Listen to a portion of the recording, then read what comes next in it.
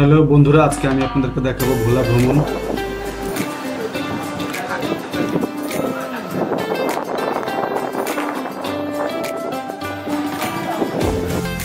এই মুহূর্তে আমি আছি লাহারহাট লঞ্চঘাট। লাহারহাট হচ্ছে বরিশাল জেলার মধ্যে। আমি বরিশাল লাহারহাট থেকে এখন ভোলার উদ্দেশ্যে রওনা করছি।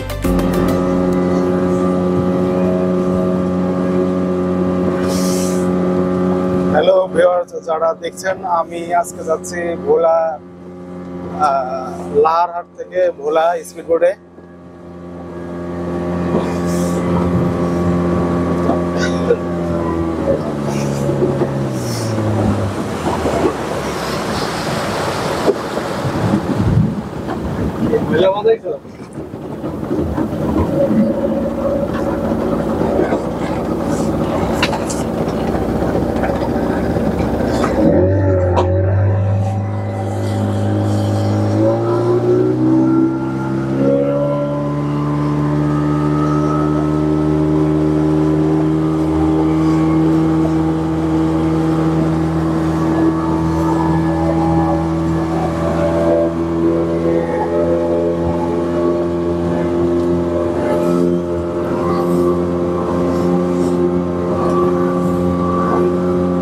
আসলে নদীমাতৃক দেশে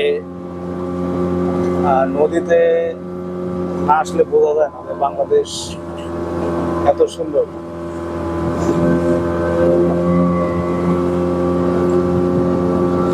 যারা ভোলার নদী পথে ভ্রমণ করেন নাই, তারা আসলে এই ভিডিওটা দেখলে এর ফিলিংসটা অনেকটাই নিতে পারবেন।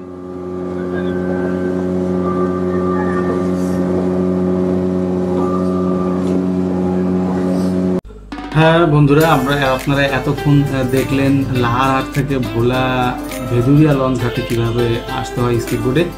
এখন আমি আবার এই ঝিরিঝিরি বৃষ্টির মধ্যে ভেদুরিয়া লঞ্চ ঘাট থেকে লাহারহাট যাব লঞ্চে। এর আগে আমি লাহারহাট থেকে স্পিড বোটে আসলাম। এখন আমি আবার ভেদুরিয়া লঞ্চ ঘাট থেকে লঞ্চে করে লাহারহাট যাব। অর্থাৎ লাহারহাট থেকে একবার ভেদুরিয়া এবং ভেদুরিয়া থেকে লাহারহাট পর্যন্ত যে ভ্রমণ, একবার স্পিডবোট ভ্রমণ এবং লঞ্চ ভ্রমণ আমি আপনাদেরকে দেখানোর চেষ্টা করছি।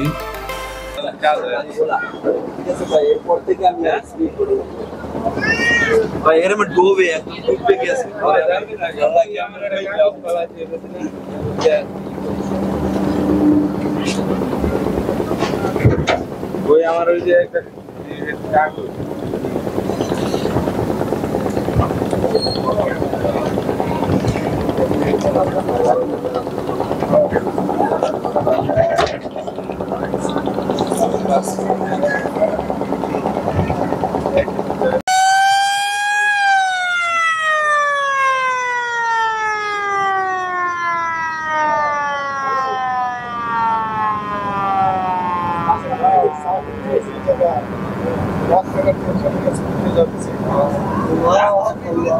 কোটি টাকার টেনশন মাথায় নিয়ে যাইতেছি।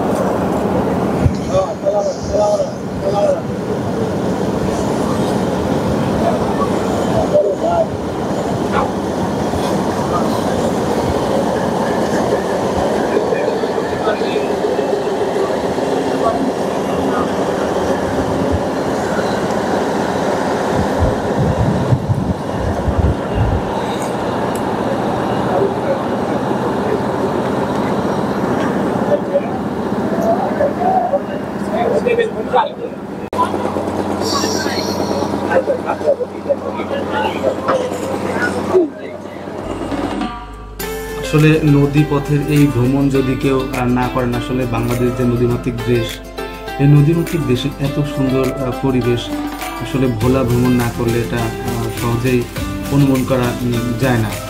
ভিউয়ার্স, যারা আমার এই ভিডিওটি দেখছেন তারা অবশ্যই ভোলার যে নদী পথ সেটা অবশ্যই উপভোগ করছেন আমি মনে করি।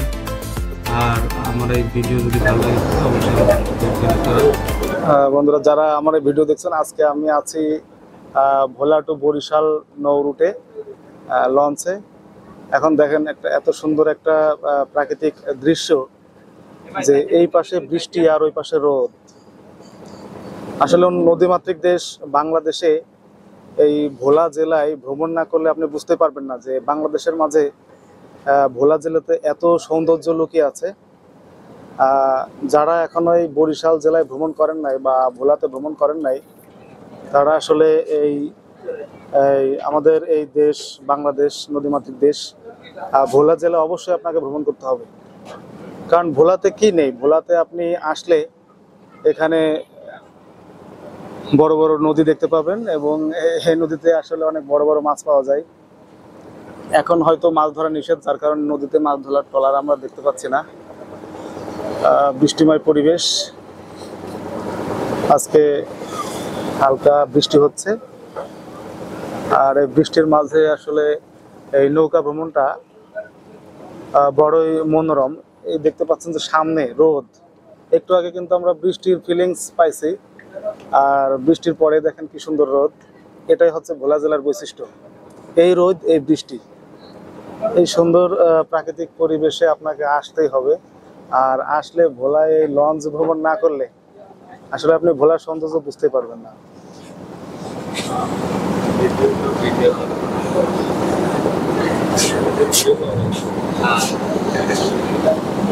পাশাপাশি এটা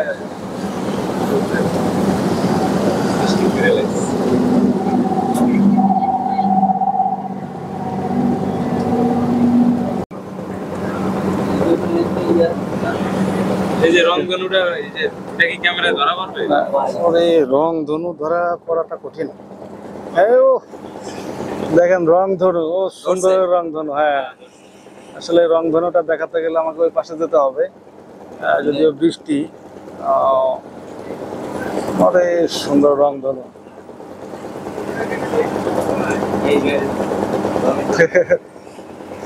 দেখেন একটা ভাই দেখাচ্ছে রং ধনু, দেখে রং ধনু। হ্যাঁ,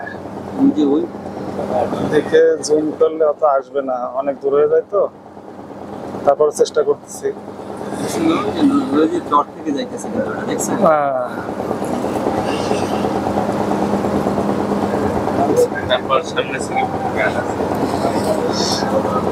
অপূর্ব সৌন্দর্যের এই লীলাভূমি, তার মধ্যে আমাদের এই বাংলাদেশের ছোট্ট বদ্বীপ ভোলা, এই নদীময় পথ, অক্লান্ত পরিশ্রমের মধ্যেও আপনারা যদি এই ভোলা জেলা ভ্রমণ করেন, আসলে এই ফিলিংসটা ধরে রাখতে পারবেন, যেটা অন্য কোনো কিছুতে ভ্রমণ করে আসলে পাওয়া যায় না। নদীমাতৃক ভ্রমণ আসলে অনেক সুন্দর।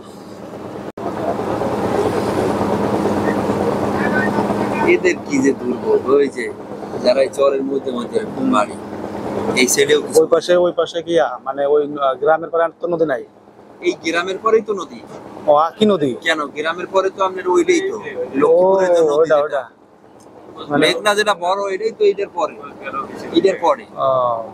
আর এখন মানে মাছ ধরা নিষেধ না, এখন মাছ ধরা নিষেধাজ্ঞা চলে। ইলিশটা ধরে না, মানে অন্য মাছ ধরে।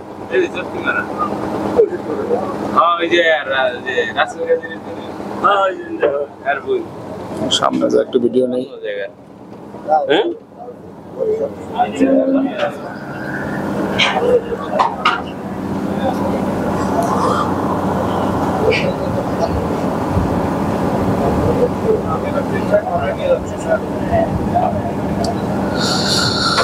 নদীমাতৃক দেশ বাংলাদেশ, আর বাংলাদেশের ভোলা জেলায় এত সুন্দর পরিবেশ, আসলে না ভ্রমণ করলে বোঝার কোনো উপায় নেই।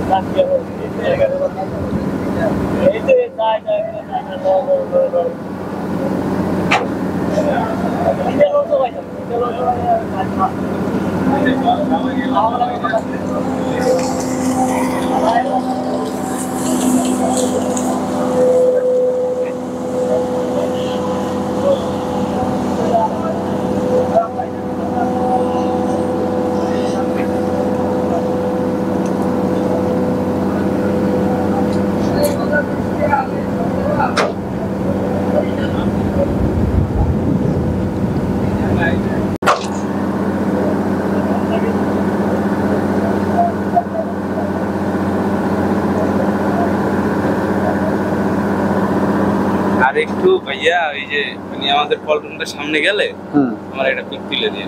আচ্ছা। এটা আমাদের ইউনিয়ন, বুঝছেন? ও, এটা। এটা জি আপনাদের বাড়ি এই জায়গা?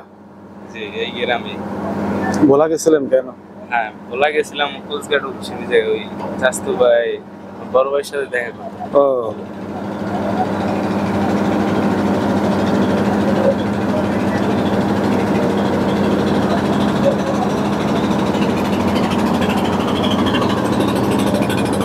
এখানেই নামবেন?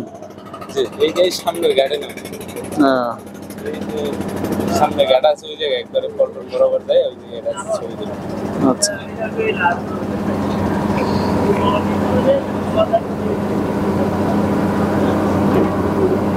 তো লাইট বেশি, তো বেশি লাইটে ক্লিয়ার আসতে চায় না। হ্যাঁ, আবার ওদিক থেকে এদিক এদিকে এদিক এদিক ভালো আসে, এদিক একবারে ক্লিয়ার।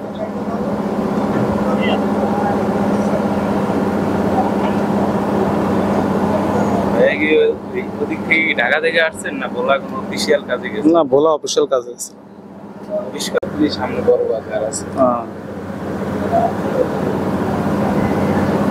আসলে এই সৌন্দর্যের মাঝে ভোলা, এতক্ষণ আপনারা দেখলেন যে ভোলার সৌন্দর্যের পাশাপাশি মানুষের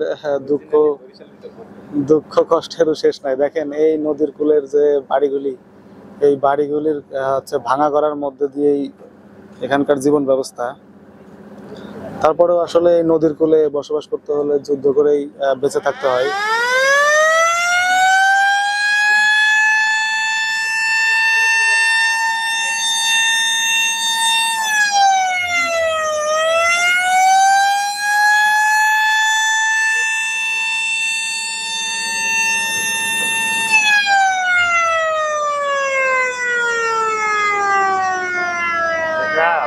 বরিশালের ভিতর পড়ছে এটা? জি, আমাদের থানা মেহেন্দিগঞ্জ, মেহেন্দিগঞ্জ, জেলা বরিশাল। এই পাশে কি ভাঙে প্রত্যেকবারই না?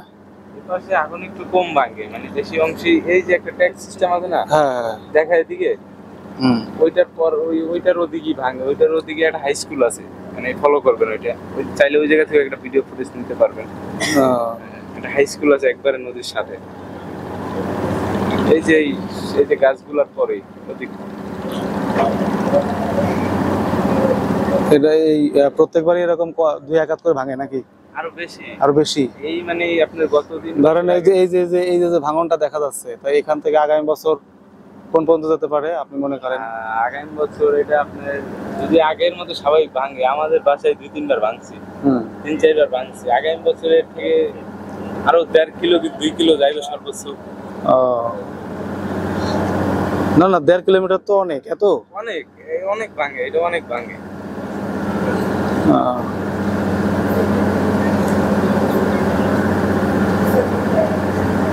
এইগুলোর নাম তো বালখেট, তাই না? নাকি আপনাদের এলাকা কি বলে এই যে বড় যে নৌকায় যায় মালটানা? হ্যাঁ, এগুলারে আপনার এই জাহাজ বলে, ছোট মানে কোষাবড়ি বলা হয়। মালটানা না? মালটানে, অনেকে কার্পু নামে পরিচিত, কার্পু। আর এগুলো হচ্ছে বালুর জাহাজ। এই ঘাটের নাম কি? শ্রীপুর। কিছুক্ষণের মধ্যে আমরা শ্রীপুর পৌঁছাবো। আসলে ভোলা জেলা থেকে যখন বরিশালের দিকে লঞ্চে যাওয়া যায় তখন কয়েকটা স্টেশন পড়ে, তার মধ্যে এটাই সম্ভবত প্রথম, তাই না? শ্রীপুর প্রথম ঘাট। আমরা কিছুক্ষণের মধ্যে পৌঁছে যাব মেহেন্দিগঞ্জ। একটু আগে আমরা দেখলাম কত বৃষ্টি, আর এখন আবার রোদ। ভোলার আসলে এই সৌন্দর্যটা অনেক ভালো লাগে, যে এই বৃষ্টি, এই মেঘ, এই রোদ।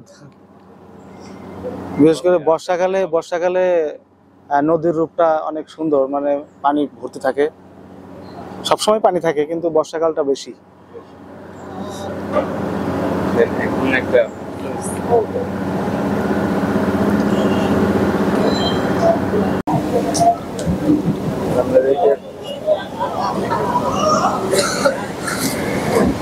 এটা হচ্ছে শ্রীপুর লঞ্চঘাট, নদী, বৈচিত্র্যময় জীবন ব্যবস্থা।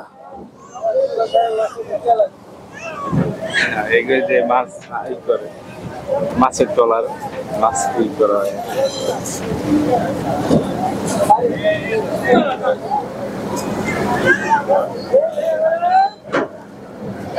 আমরা পৌঁছে গেলাম শ্রীপুর লঞ্চঘাট।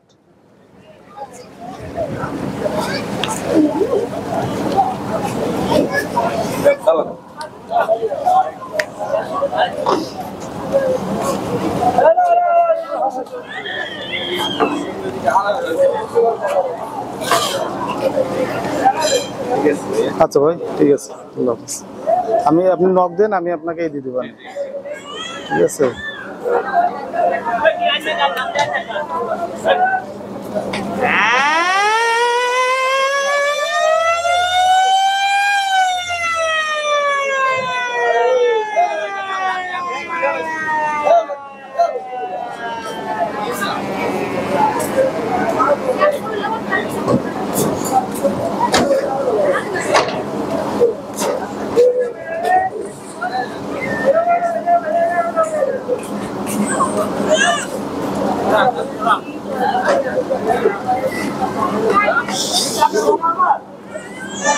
ভোলার নীল আকাশ,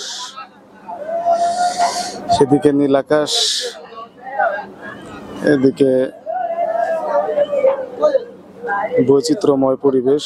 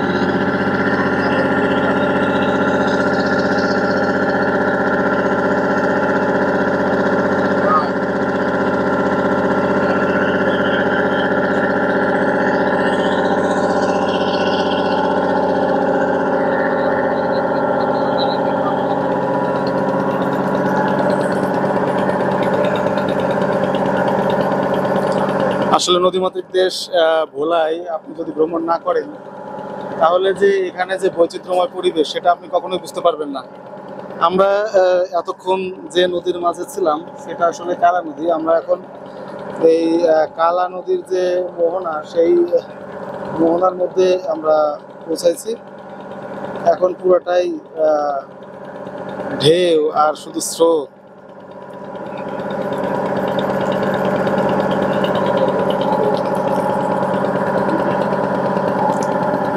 আসলে নদীমাতৃক দেশে ভোলা ভ্রমণ না করলে আপনি বুঝতেই পারবেন না যে এত সুন্দর একটা পরিবেশ।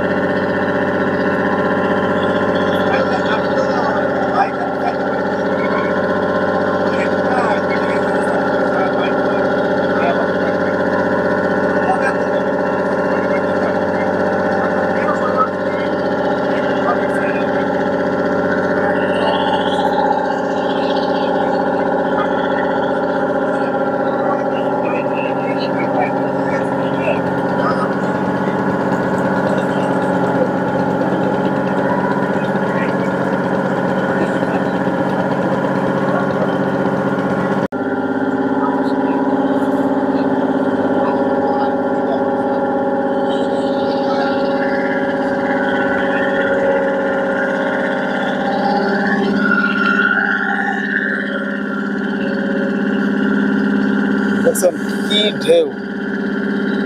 আসলে নদীমাতৃক বাংলাদেশের সৌন্দর্যের মাঝে যে এত ভয়াবহতা লুকিয়ে আছে, এটা আসলে না ভ্রমণ করলে বোঝার উপায় নেই। জানেন আমার ক্যামেরায় ঢেউগুলি বোঝা যাচ্ছে কিনা, কঠিন অবস্থা।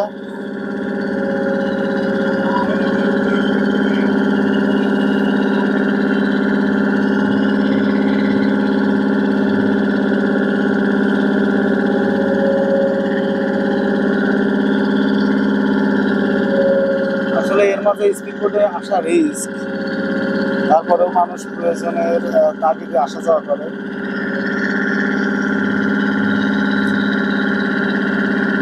এত সৌন্দর্যের মাঝে যে এত ভয়াবহতা লুকিয়ে আছে, আসলে সমস্ত জায়গা ভ্রমণ না করলে বোঝা যায় না।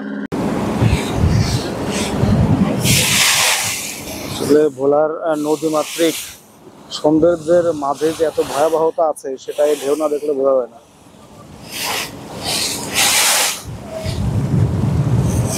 দেখেন আমরা লঞ্চে আছি তাই ঢেউটা এরকম বোঝা যাচ্ছে, আর যদি স্পিড বোটে উঠতাম তাহলে আরো কঠিনভাবে এই ঢেউগুলি উপলব্ধি করা যেত।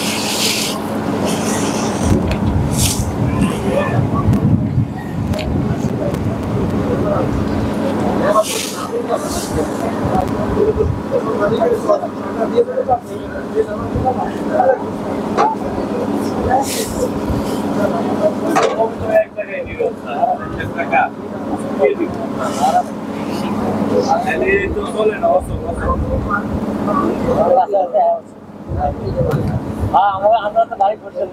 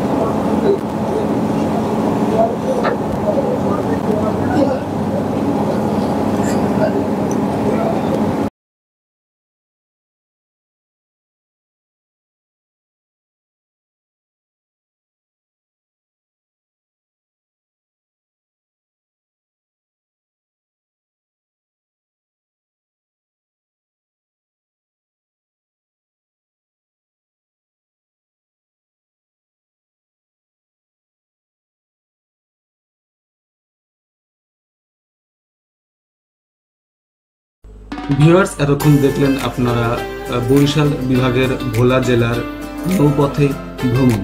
আপনারা যদি ভোলা জেলায় আসতে চান তাহলে অবশ্যই বরিশাল হয়ে ভোলায় আসতে হবে, অথবা ঢাকা থেকে সরাসরি লঞ্চযোগেও আসতে পারেন। ভোলা ভ্রমণ করার জন্য যদি আপনাদের খুবই ইচ্ছা থাকে তাহলে আমার এই ভিডিও দেখে অবশ্যই উৎসাহ পাবেন। আর নদীমাতৃক বাংলাদেশকে চিনতে হলে অবশ্যই ভোলা ভ্রমণ করতে হবে। ভিডিওটি দেখার জন্য সবাইকে ধন্যবাদ জানাচ্ছি। পরবর্তী ভিডিও দেখার আমন্ত্রণ জানিয়ে আজকে এখানে ধন্যবাদ সবাই।